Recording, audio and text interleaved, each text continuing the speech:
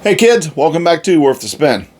Alrighty, we've been kind of getting off of the Beatle trend for a little while, but we're getting right back on it then today, just for a minute. So we're going to talk about some my latest pickups I've gotten in the past week and a half, 2 weeks, whatever. We're going to take a quick look at some of them real quick, and then it'll be back to our regularly scheduled programming, I think. I'm going to a record store today to look, so we'll see what happens. Alright, so the first one I want to run over with you real quick. There's nothing super impressive here, but still cool. So this first one, usually when I see it, it's just the regular sleeve, and this is kind of the half gatefold type sleeve thing. So it was cool to see this. I haven't seen this one in years. So we're talking about the songs, pictures, and stories of the fabulous Beatles. That's the front cover right there. And like I said, usually when I see this, when I was a kid I had this, and it was this style. But usually I've seen it the past, I don't know, ever how many, past 3 years or so. It's always the non-gatefold. It's just the regular single sleeve thing. And this is the half, a little more than half gatefold. I'll open her up for you. And inside you have some fun facts about your favorite Fab Four members. And a little more info for you there. I'm trying to get the glare off. Sorry about that. So in our new studio, sort of. So I'm trying to get all the bells and whatever worked out of it. So this is the back. You put your picture on there with your favorite Beatle who you have a crush on.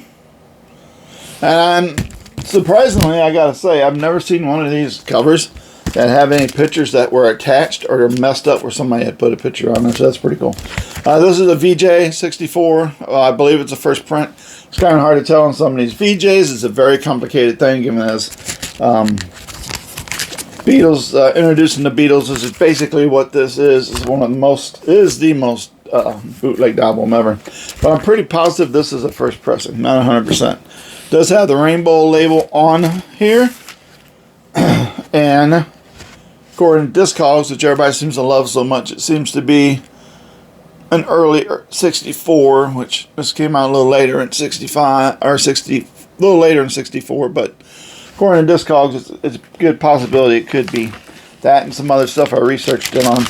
Seems like it could be a first pressing, which is cool. It's in really good condition. Very light surface scratching on it there, and it plays very excelente. And I'm lucky because the shop I got it from, the guy that likes to use markers to cover stuff up. So you have a watch. So if you buy an album, it's got black. He's real good about taking a black Sharpie and just going right over there to cover that up. He thinks it makes the album look like it's better condition than it is, and he could charge a higher price for it. Had 7 of these, which had the open flap, and again, I haven't seen since, I don't know, late 70s when I was a kid. And I went anywhere from 15 to 75 for them. So one of 75 was in about the worst condition that I could see, so I don't know why that was 75. I checked the disc and the matrix with the others, and they all looked to be fairly the same. I think I found one that was definitely, or two that was definitely bootlegs, but the others were seemed to be originals, so I don't understand the price there. Alrighty, second one. This is one not very exciting either, and it's one that I should own, and I think every Beatle fan owns. And I did when I was young, but several years ago when I had to get rid of my collection, I got rid of it too, and I never replaced it because everything on here is on the other album, so it's kind of like you're buying the same songs. But I eventually got around to getting the Blue album, 67 through 70, because that was my very first experience with the Beatles, and you just have to have your whatever record you have bought that was your very first experience with the Beatles and turned you on to them so much. You just have to have in your collection. So I just never got around to getting this one because, like I said, and all the stuff on here I've already got. But it's got to be in the collection. So it is Beatles 1962 through 1966. That's the front cover, and I'm sure everybody's familiar with this. There's your back cover. There's your inside cover. And I'm going to show you what the really cool thing is about this. because I've seen these, and I've seen them when I was a kid and I had these two sets, and I've not seen them in any of the records I've seen in any record store since. And it's neat that it's in here, and I wish I had one for my 67 through 70. This is an original Beatles checklist they put in here at the time that this album came out, 73. And you could check off what Beatle albums you have and what Beatles singles you have, and your cassettes and your 8-track tapes too. So it's cool. It says down here, these are the only authorized collection of the Beatles on Apple Records. So yeah, that's pretty sharp, man. That's nice. It's nice and mint. And like I said, I haven't seen this advertisement or checklist or whatever you want to call it since I was a kid and I first got this album. That was in both of my albums, and I had one on the wall that I checked off every time I go to a flea market or a garage sale or whatever, find a new Beatles album. I would check that list off, and it was kind of cool. So I don't know whatever happened to that list, but it's long gone. But it was really cool to be in here, so I picked that up. So that's nice. That was from the same shop. That one avoid the marker shenanigans also. And here's the last thing I picked up from there. And this is a first pressing reissue thing. And this is really cool. I've seen it before, but it usually is silly money, and I'm not paying that for it. I've seen a guy who's got one sealed. He's won like $300 for it. So, I don't know. Like somebody smoking pot there, to be truthful. Alrighty. So, Beatles, the White Album. As you notice, there's no number down here, and it has the dark print that says the Beatles on it right there. And we're going to have to adjust that lighting issue for future videos. There's the back cover, nothing to see there. Just move along, folks. Inside is the same typical of a White Album. It's in really good condition. I had to clean the cover some, but otherwise it's really good condition. And it comes with the posters and the poster and the prints. This is, I believe, is a 1984. I believe this is an 84 pressing. 82, something in that area. No, 78. This is a 1978 pressing. So that's pretty cool. And, of course, here's the albums. This is what makes it so awesome. Here we go. Side 1. Side 2. Notice anything about this White Album? That's pretty cool. It's the first time I've seen these and been able to hold them in hand. I've seen them sealed before, and like I said, they're just silly money, and I'm not paying that for it. It's crazy just because it's white vinyl. They're in great condition. I can't really tell there's any scuff marks to them because that's the other one, because it's white vinyl. It's hard to tell what colored vinyl when something's got a big scratch on it or a lot of surface scratching or what's going on with it. That's one of the reasons I'm not a fan of colored vinyl. So that's pretty cool. It sounds good. It's nice to have in my collection. It's kind of like, why would you get it? But I had some trade, and it was reasonable enough that, you know, they just had in with a bunch of other White Albums, which I always go through all the White Albums. Not so much looking for a low number. I'm looking for that George Harrison mix that he ixnayed and told them not to destroy the masters of and not to use, and some of those still got out. I'm looking for that. I'm always checking the matrix numbers so I can see if I can find one of those because I'd like to own it, but I've not. And when I pulled this out with all the other White Albums that looked pretty bad, and I noticed it was white, I was like, wow, that's awesome. So I got that, and that was my find at that shop. So a week and a half or a week before, whatever. There's another shop I go to.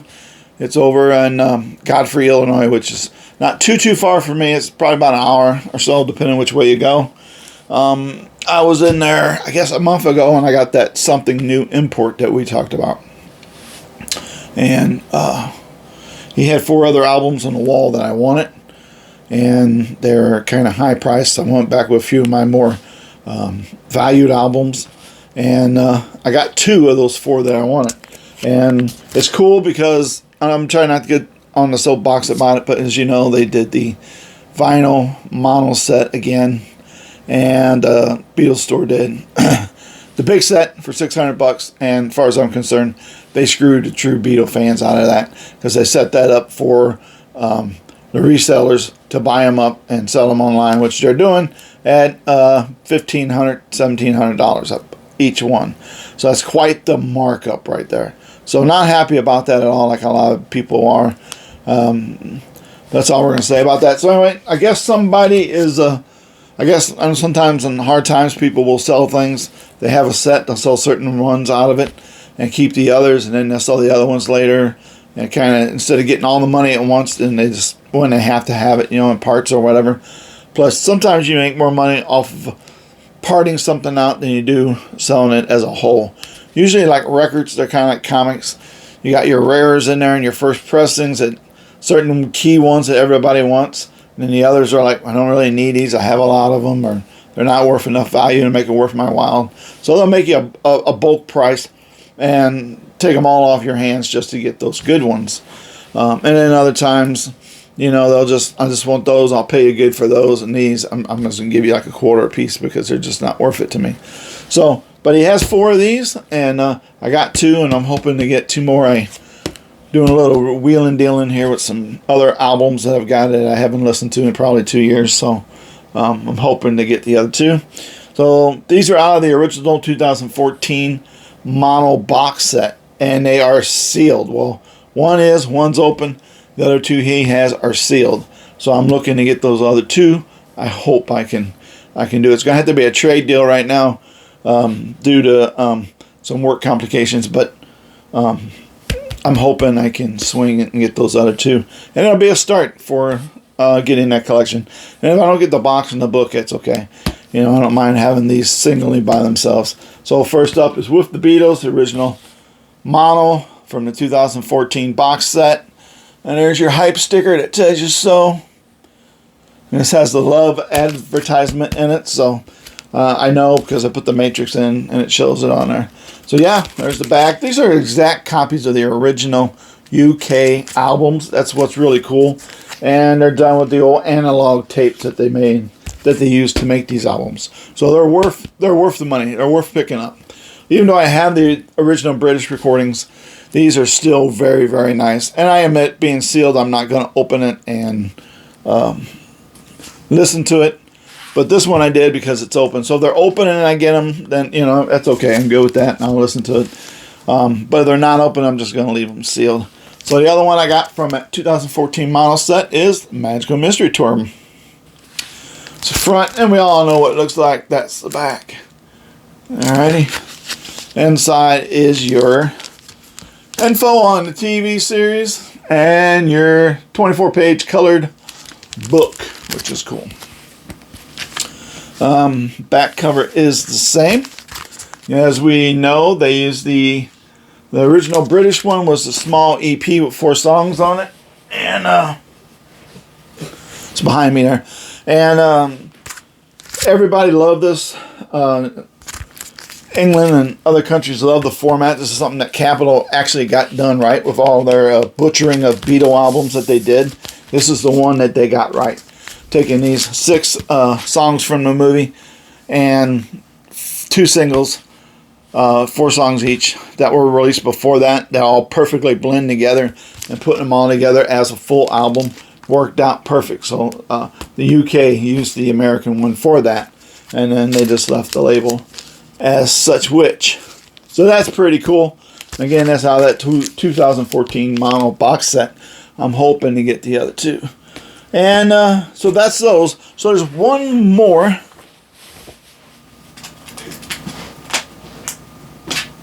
Alright, I have to find it. I was showing it to somebody the other day, so it might be downstairs. But there's one more pressing that I picked up, and it's still sealed, and I haven't opened it. It's an import album. I like the import albums. I like when they reverse the American labels and put the British stuff on there and the British stuff, and then put the American stuff on there. If that makes sense. I like when they do that. I think that's kind of cool. So let me find that, and I can do a video with that. But that is my latest find right here. I think it's a nice find. I'm hoping to get the other 2 2014 models that he's got. I just talked to him. He still has them. Says people are looking, but they're not buying. He is a little pricey on them. But if I can do it in trade, or most of it in trade, it certainly would be worth it to me. So, worth the spin. We always got to ask, is this stuff worth the spin? Silly question when we're talking about Beatles stuff. And as I always say, everything is worth the spin. Everything. So, you never know. You pick up an album, I don't know if this is worth it or not. Listen to it. Sometimes it's, oh, yeah, that wasn't worth my dollar or whatever. You pick up another album and like out of the dollar bin and listen to like, wow, this is $1. This is a great album. I love this album. It's fantastic. So everything's worth the spin because you never know if you're going to like that or not. It could be your next favorite album you just didn't know was out there. So, quick summary. We all know the answers here. Magical Mystery Tour, kids. Yep, it is worth the spin. With the Beatles, Mono. Lost the cover. Worth the spin. Beatles, White Album. Yes, it's worth the spin. This is my favorite Beatles album, so it's definitely worth the spin. I probably won't play it much. I'll probably just continue listening to my British one. I have the American ones, and honestly, I don't spend as much time with the American copies as the British ones, because that's the way the Beatles want you to listen to them. So that's how I listen to them. 62 through 66. The answer is yes. It is worth the spin. It is the Beatles. There's not a Beatles album that I will ever say was not worth listening to. They're all worth listening to. As far as if they're all classics and I love them is another story. But we'll get into that to another day. And songs, pictures, and stories of the fabulous Beatles. It's worth listening to. Bottom line on it, though, it's VJ. This is just introducing the Beatles is all it is. So, just a different cover, but it's cool. I like this gimmicky cover. I like gimmicky things. There are a lot of albums I remember from when I was younger buying records. I'd see albums. Rod Stewart's Infatuation album had 15 or so covers. There was a Peaches in my area that had every one, and they were up on a wall all together, and it made a big mural of Rod Stewart when you did it, and that was kind of cool. And trying to think what some other ones there is. Isaac Hayes, I believe it was, had a really cool one where you open it up and it flaps come out. You got his head, his arms, and his body, and I forget the name of the album, but I believe it was Isaac Hayes. And so gimmicky albums I like. They're cool just because they're kind of cool. It's a little extra value for your money to me. So, but this is really neat, especially if back in the 60s, as much as a record cost, that was a pretty big thing to spend that kind of money on something with this kind of just gimmicky cover. I'm not telling you any review things that you don't know about these albums. As far as I'm concerned, all these albums are must-owns and must-listen to. I just can't think of anything negative to say about them because I love every one of them. When you're a fan of one in particular group or person, that's because you pretty much love everything they do.